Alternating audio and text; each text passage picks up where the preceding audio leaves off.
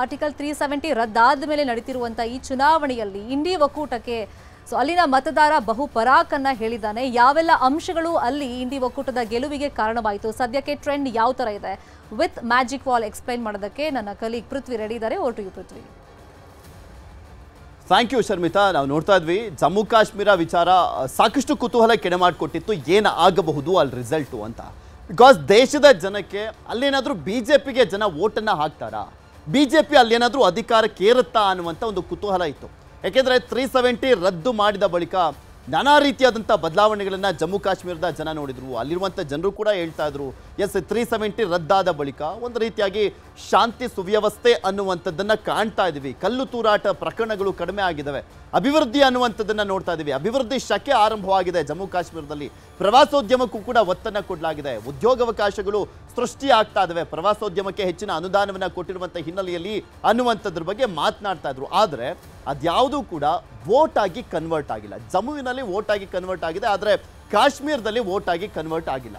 Totally 90 ವಿಧಾನಸಭಾ ಕ್ಷೇತ್ರಗಳು ಇರುವಂಥದ್ದು ಜಮ್ಮು ಕಾಶ್ಮೀರದಲ್ಲಿ. ಈ ಸಂದರ್ಭದಲ್ಲಿ ಕಾಂಗ್ರೆಸ್ ಪ್ಲಸ್ NC ಇದು ಚುನಾವಣಾ ಪೂರ್ವ ಮೈತ್ರಿ. ಸೊ ಹೀಗೆ ಕಾಂಗ್ರೆಸ್ ಮತ್ತು ನ್ಯಾಷನಲ್ ಕಾನ್ಫರೆನ್ಸ್ 50 ಸೀಟ್ಗಳನ್ನು ಗೆದ್ಕೊಂಡಿರುವಂಥದ್ದು. ಬಿಜೆಪಿ ಇಲ್ಲಿ 29 ಸ್ಥಾನವನ್ನು ಗೆಲ್ಲುವಂಥ ನಿಟ್ಟಿನಲ್ಲಿ ಸಫಲ ಆಗಿದೆ. ಹಿಂದೆಂದಿಗಿಂತಲೂ ಕೂಡ ಒಳ್ಳೆ ಪರ್ಫಾರ್ಮೆನ್ಸ್ ಬಿಜೆಪಿದು, ಆದರೆ ಅಧಿಕಾರಕ್ಕೇರುವಂಥ ನಿಟ್ಟಿನಲ್ಲಿ ಸಫಲ ಆಗಿಲ್ಲ. ಯಾಕೆ ರೀಸನ್ನು ಅಂತ ನಾವು ನೋಡೋದಾದ್ರೆ, ಜಮ್ಮು ಅನ್ನುವಂಥದ್ದು ಕಂಪ್ಲೀಟ್ ಆಗಿ ಹಿಂದೂ ಬಾಹುಳ್ಯ ಕ್ಷೇತ್ರ ಆಗಿರುವಂಥ ಹಿನ್ನೆಲೆಯಲ್ಲಿ ಅಲ್ಲೆಲ್ಲ ಸ್ಥಾನಗಳಲ್ಲೂ ಕೂಡ ಆಲ್ಮೋಸ್ಟ್ ಬಿಜೆಪಿನೇ ಗೆದ್ದಿರುವಂಥದ್ದು. ಈ ಜಮ್ಮು ಪ್ರದೇಶದಲ್ಲಿ ಕಾಂಗ್ರೆಸ್ ಮತ್ತು ಬಿಜೆಪಿ ನಡುವೆ ಮಾತ್ರ ಫೈಟ್ ಇರುವಂಥದ್ದು. ಸೊ ಹೀಗಾಗಿ ಬಿಜೆಪಿಯಲ್ಲಿ ಗೆದ್ದು ಬೀಗಿದೆ. ಹಿಂದೂ ಸಮುದಾಯದವರು ಆಲ್ಮೋಸ್ಟ್ 370 ವಿಚಾರಕ್ಕೆ ಸಂಬಂಧಪಟ್ಟಂತೆ ಅಪ್ಕೊಂಡಿದ್ದಾರೆ ಬಿಜೆಪಿಯನ್ನು. ಸೊ ಹೀಗಾಗಿ ಅಲ್ಲಿ ಒಂದು ಬಿಗ್ ಮ್ಯಾಂಡೇಟನ್ನು ಬಿಜೆಪಿಗೆ ಕೊಡಲಾಗಿದೆ. ಆದರೆ ಅದು ಕಾಶ್ಮೀರದಲ್ಲಿ NC ಮತ್ತು ಕಾಂಗ್ರೆಸ್ಗೆ ಸಿಕ್ಕಿರುವಂಥದ್ದು. ಬಿಕಾಸ್ PDP 2014ರ ಎಲೆಕ್ಷನ್ ಸಂದರ್ಭದಲ್ಲಿ 28 ಸೀಟ್ಗಳನ್ನು ಗೆದ್ದಿದ್ರು. ಆದರೆ ಈಗ 3-4 ಸೀಟಿಗೆ ಸುಸ್ತಾಗೋಗ್ಬಿಟ್ಟಿದೆ PDP, people democratic party, Mehbooba Mufti ಅವರ ಪಾರ್ಟಿ ಇಲ್ಲಿ ಕಂಪ್ಲೀಟ್ ಆಗಿ ಧೂಳಿಪಟ ಆಗಿರುವಂಥ ಹಿನ್ನೆಲೆಯಲ್ಲಿ ನ್ಯಾಷನಲ್ ಕಾನ್ಫರೆನ್ಸ್ ಮತ್ತು ಕಾಂಗ್ರೆಸ್ ಹೆಚ್ಚಿನ ಸ್ಥಾನವನ್ನು ಗೆದ್ದು ಅಧಿಕಾರಕ್ಕೇರುವಂಥ ನಿಟ್ಟಿನಲ್ಲಿ ಸಕ್ಸಸ್ ಆಗಿದ್ದಾರೆ. ಇವರು ಸಕ್ಸಸ್ ಆಗುವಂಥ ನಿಟ್ಟಿನಲ್ಲಿ ಬರೀ ಕಾಶ್ಮೀರದ ವೋಟ್ಗಳು ಮಾತ್ರ ಸಾಕಾಗೋಗಿದೆ. ಜಮ್ಮು ಕಾಶ್ಮೀರದ ಅನಿವಾರ್ಯತೆನೇ ಇಲ್ಲ, ಜಮ್ಮುವಿನ ಅನಿವಾರ್ಯತೆನೇ ಇಲ್ಲ. ಆ ರೀತಿಯಾದಂಥ ರಿಸಲ್ಟ್ ಇದು.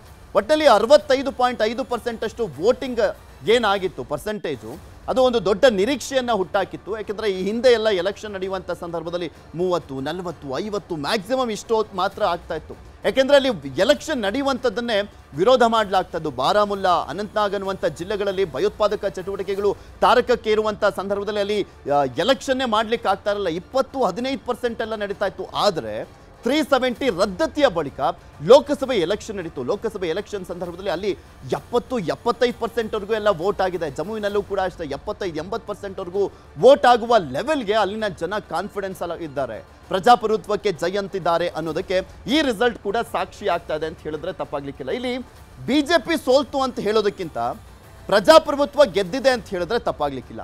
ಯಾಕೆಂದ್ರೆ ಇಲ್ಲಿ ಕಾಶ್ಮೀರದ ವಿಚಾರಕ್ಕೆ ಸಂಬಂಧಪಟ್ಟಂತೆ ಬರೋದಾದ್ರೆ ಅದು ಕಂಪ್ಲೀಟ್ ಆಗಿ ಮುಸ್ಲಿಂ ಬಾಹುಳ್ಯ ಕ್ಷೇತ್ರ ಆಗಿರುವಂಥ ಹಿನ್ನೆಲೆಯಲ್ಲಿ ಅಲ್ಲಿ ವೋಟ್ಗಳು NC ಮತ್ತು ಕಾಂಗ್ರೆಸ್ಗೆ ಬಿದ್ದಿರುವಂಥದ್ದು. ಗುಲಾಂ ನಬಿ ಆಜಾದ್ ಹೋದಂಥ ಸಂದರ್ಭದಲ್ಲಿ ಕಾಂಗ್ರೆಸ್ ಧೂಳಿಪಟ ಆಗೋಗುತ್ತೆ, ಅಲ್ಲಿ ಅಸ್ತಿತ್ವವನ್ನೇ ಕಳ್ಕೊಂಡ್ಬಿಡ್ತಾರೆ ಅಂತ ಹೇಳಲಾಗ್ತಾ ಇತ್ತು. ಆದರೆ ಕಾಂಗ್ರೆಸ್ NC ಜೊತೆ ಸೇರಿಕೊಂಡು ತನ್ನ ಅಸ್ತಿತ್ವವನ್ನು ಉಳಿಸ್ಕೊಂಡಿದೆ.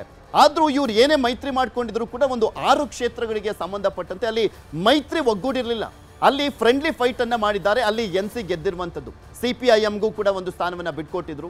PDPಯ ಒಂದು ವರ್ಸ್ಟ್ ಪರ್ಫಾರ್ಮೆನ್ಸು ಬಿಜೆಪಿಗೆ ಇಲ್ಲಿ ಹೊಡೆತ ಕೊಟ್ಟಿರುವಂಥದ್ದು. PDPನೂ ಎಷ್ಟೇ ಸ್ಥಾನವನ್ನು ಗೆದ್ದಿದ್ರು ಕೂಡ ಅಲ್ಲಿ NC ಮತ್ತು ಕಾಂಗ್ರೆಸ್ ಜೊತೆನೇ ಸೇರಿಕೊಂಡು ಸರ್ಕಾರವನ್ನು ಮಾಡುವಂಥ ಸಾಧ್ಯತೆ ಇತ್ತು. ಬಿಕಾಸ್ ಇಲ್ಲಿ 370 ರದ್ದು ಮಾಡಿದ್ದು, ವಿಶೇಷ ಸ್ಥಾನವನ್ನು ರದ್ದು ಮಾಡಿದಂಥ ಹಿನ್ನೆಲೆಯಲ್ಲಿ PDP ಅವರು ಕೂಡ ಬಿಜೆಪಿ ವಿರುದ್ಧ ತಿರುಗಿ ಬಿದ್ದಿದ್ರು. PDP ಅವರು 2014ರ ಸಂದರ್ಭದಲ್ಲಿ ಬಿಜೆಪಿ ಜೊತೆ ಸೇರಿಕೊಂಡು ಅಲ್ಲಿ ಸರ್ಕಾರ ಮಾಡಿದ್ದುಂಟು. ಆದರೆ ತದನಂತರ ಅವ್ರನ್ನೆಲ್ಲರನ್ನೂ ಕೂಡ ಗೃಹ ಬಂಧನ ಹಾಕಿದ್ದಂಥ ಹಿನ್ನೆಲೆಯಲ್ಲಿ ಅವರು ಕೂಡ ಆಕ್ರೋಶಗೊಂಡಿದ್ರು.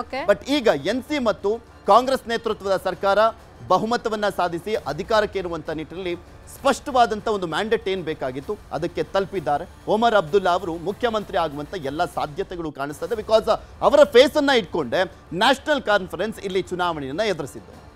ಫೈನ್, ಥ್ಯಾಂಕ್ ಯು ಪೃಥ್ವಿ. ಹಾಗಾದ್ರೆ ದೇಶದ ಕಿರೀಟ ಜಮ್ಮು ಕಾಶ್ಮೀರದಲ್ಲಿ ಇಂಡಿ ಒಕ್ಕೂಟದ ಒಂದು ಗೆಲುವಿಗೆ ಕಾರಣವಾದಂಥ ಪ್ರಮುಖ ಅಂಶಗಳು ಯಾವ ಥರ ಇದ್ವು, ಸೊ ಅದ್ರ ಬಗ್ಗೆ ಇನ್ ಡೀಟೇಲ್ ಆಗಿ ನಿಮ್ಗೆ ಇನ್ಫಾರ್ಮೇಷನ್ ಕೊಡ್ತಾ ಹೋಗೋದಾದ್ರೆ ಉಗ್ರವಾದ ಹೆಚ್ಚಿರೋ ಕಡೆ ಬಿಜೆಪಿಗೆ ಲಾಭ ಆಗಿದೆ. ಹೌದು, ಯಾಕಂದ್ರೆ ಆರ್ಟಿಕಲ್ 370 ರದ್ದು ಮಾಡಿದೆ ಕೇಂದ್ರ ಸರ್ಕಾರ, ಬಿಜೆಪಿ ಸರ್ಕಾರ. ಇನ್ನು ಬಿಜೆಪಿ ಮುಸ್ಲಿಂ ಅಭ್ಯರ್ಥಿ ಇರೋ ಕಡೆ ಇಂಡಿ ಒಕ್ಕೂಟಕ್ಕೆ ಲಾಭ ಆಗಿದೆ.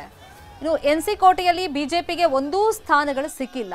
ಚುನಾವಣಾ ಪೂರ್ವ ಮೈತ್ರಿ ಏನಿದೆ ಅದು ಕೂಡ ವರ್ಕೌಟ್ ಆಗಿದೆ. ಆರ್ಟಿಕಲ್ 370 ತೆರವುಗೊಳಿಸಿದ್ದು ಬಿಜೆಪಿಗೆ ದೊಡ್ಡ ಮಟ್ಟದಲ್ಲಿ ಲಾಭ ಅಂತೂ ಖಂಡಿತ ಆಗಿಲ್ಲ. ಬಿಜೆಪಿ ಏಕಾಂಗಿಯಾಗಿ ಸ್ಪರ್ಧಿಸಿದ್ದು ಹೆಚ್ಚು ಸೀಟನ್ನು ಕೊಟ್ಟಿಲ್ಲ. ಲಾಸ್ಟ್ ಟೈಮ್ ಪಿಡಿಪಿ ಜೊತೆಗೆ ಮೈತ್ರಿ ಮಾಡಿಕೊಂಡಿದ್ರು, ಆದರೆ ಈ ಸಲ ಪಿಡಿಪಿ ಸಪ್ರೇಟ್, ಬಿಜೆಪಿ ಸಪ್ರೇಟ್ ಆಗಿ ಕಣಕ್ಕೆ ಇಳಿದಿದ್ದು ಕೂಡ ಇಲ್ಲಿ ಬಿಜೆಪಿಗೆ ಮೈನಸ್ ಆದಂತೆ ಕಂಡು ಬರ್ತಾ ಇದೆ. ಟಿಡಿಪಿಯಿಂದ ಎನ್ಸಿ ಕಾಂಗ್ರೆಸ್ ಮತಗಳ ವಿಭಜನೆ ಆಗಿದೆ. ಪಿಡಿಪಿ ಇಂಡಿ ನಡುವೆ ಮುಸ್ಲಿಂ ಮತಗಳ ವಿಭಜನೆ ಆಗಿರೋದು ಕೂಡ ಇಲ್ಲಿ ಕಾಣಿಸ್ತಾ ಇದ್ರೂ ಕೂಡ ಇಂಡಿ ಒಕ್ಕೂಟಕ್ಕೆ ಇಲ್ಲಿ ಮತದಾರ ಬಹುಪರಾಕನ್ನ ಹೇಳಿದ್ದಾನೆ. ಇನ್ನು ಬಿಜೆಪಿಯ ಹಿಂದುತ್ವದ ಅಜೆಂಡಾ ಕಣಿವೆಯಲ್ಲಿ ಕೈ ಹಿಡಿದಿದೆ. ಬಿಜೆಪಿಗೆ ಬಹುಮತ ಇಲ್ಲದೇ ಇದ್ರೂ ಕೂಡ ಗೆಲುವಿನ ಪ್ರಮಾಣ ಹೆಚ್ಚಳ ಆಗಿದೆ. ಹರಿಯಾಣ ಹಾಗೆಯೇ ಜಮ್ಮು ಕಾಶ್ಮೀರ ವಿಧಾನಸಭೆ ಚುನಾವಣೆ ಫಲಿತಾಂಶದ ಬಗ್ಗೆ ರಾಜಕೀಯ ನಾಯಕರು ಏನೇನು ಸ್ಟೇಟ್ಮೆಂಟ್ ಕೊಟ್ಟಿದ್ದಾರೆ ನೋಡ್ತಾ ಹೋಗೋಣ. ಸಂಪೂರ್ಣವಾಗಿ ಭಾರತೀಯ ಜನತಾ ಪಾರ್ಟಿಯನ್ನ ಜಮ್ಮು ಕಾಶ್ಮೀರಲ್ಲಿ ಜನ ತಿರಸ್ಕಾರ ಮಾಡಿರುವುದು ಸ್ಪಷ್ಟವಾಗಿದೆ. ಹರಿಯಾಣದಲ್ಲಿ ಆಗಿರ್ತಕ್ಕಂಥ ಫಲಿತಾಂಶ ನೋಡಿದಾಗ ಅದೊಂಥರ ಆಶ್ಚರ್ಯಕರವಾದ ಫಲಿತಾಂಶ. ಯಾಕಂತ ಹೇಳಿದ್ರೆ ಅಲ್ಲಿ ನಾನು ಅಲ್ಲಿ ಸುಮಾರು ಒಂದು 3.5 ವರ್ಷಗಳ ಕಾಲ ಉಸ್ತುವಾರಿ ವಹಿಸಿದವನು. ಅಲ್ಲಿ ಧ್ರುವೀಕರಣ ಅಂತಕ್ಕಂಥದ್ದು ಬಹಳ ಪ್ರಬಲವಾಗಿ ಆಗಿರ್ತಕ್ಕಂಥದ್ದು. ಖಂಡಿತ ಅದ ಈಗಾಗಲೇ ಸರ್ವೇದಲ್ಲಿ ಕೂಡ ಮುಂಚೆನೆ ಬಂದಿತ್ತು ಅದರ ಗೆಲ್ತೀವಿ ಅಂತ ನಿರೀಕ್ಷೆಯಂತೆ ಗೆದ್ದಿದ್ದೀವಿ. ಮತ್ತೆ ಕಾಂಗ್ರೆಸ್ ಪರವಾಗಿ ದೇಶದಲ್ಲಿ ಗಾಳಿ ಬೀಸ್ತದೆ ಸಂಕೇತ. 2 ರಾಜ್ಯದ ಚುನಾವಣೆಯಲ್ಲಿ ಕಾಂಗ್ರೆಸ್ ಪಕ್ಷ ಅಧಿಕಾರಕ್ಕೆ ಬರತಕ್ಕಂಥದ್ದು ವಿಶ್ವಾಸ ನಮಗಿದೆ. ಜಮ್ಮು ಕಾಶ್ಮೀರದಲ್ಲಿ ಕೋಯಲಿಷನ್ ಸರ್ಕಾರ, ನಮ್ಮ ಪಕ್ಷವೂ ಕೂಡ ಕೋಯಲಿಷನ್ನಲ್ಲಿ ಭಾಗವಹಿಸಿ ಸರ್ಕಾರ ಮಾಡ್ತಕ್ಕಂಥದ್ದು. ಮತ್ತು ಹರಿಯಾಣದಲ್ಲಿ ನಮ್ಮದೇ ಸರ್ಕಾರ, ನಮ್ಮದೇ ಪಕ್ಷ ಮೆಜಾರಿಟಿ ಬರುತ್ತೆ ಅಂತೇಳಿ ಪಕ್ಷದಲ್ಲಿ ಬಂದಿರತಕ್ಕಂಥದ್ದು ಕೂಡ ನಾವು ಕನಿಷ್ಠ. ಹರಿಯಾಣ ಹಾಗೂ ಜಮ್ಮು ಕಾಶ್ಮೀರ ರಾಜ್ಯಗಳ ವಿಧಾನಸಭೆಯ ಚುನಾವಣೆಯ ಮತ ಎಣಿಕೆ ನಡೀತಾ ಇದೆ. ಬಹಳ ಸಂತೋಷ ತರ್ತಕ್ಕಂಥ ವಿಚಾರ ಅಂತ ಹೇಳಿದ್ರೆ, ಈಗ ಬಂದಿರತಕ್ಕಂಥ ಚುನಾವಣಾ ಫಲಿತಾಂಶ ಬಿಜೆಪಿ ಪರವಾಗಿ ಬರ್ತಾ ಇದೆ ಅಂತ ಮೇಲ್ನೋಟಕ್ಕೆ ಕಾಣಿಸ್ತಾ ಇದೆ. ಇದೇ ಟ್ರೆಂಡ್ ಮುಂದುವರೆದರೆ ಬಿಜೆಪಿ ಸ್ಪಷ್ಟ ಬಹುಮತದ ಕಡೆಗೆ ಹೋಗುವಂಥದ್ದು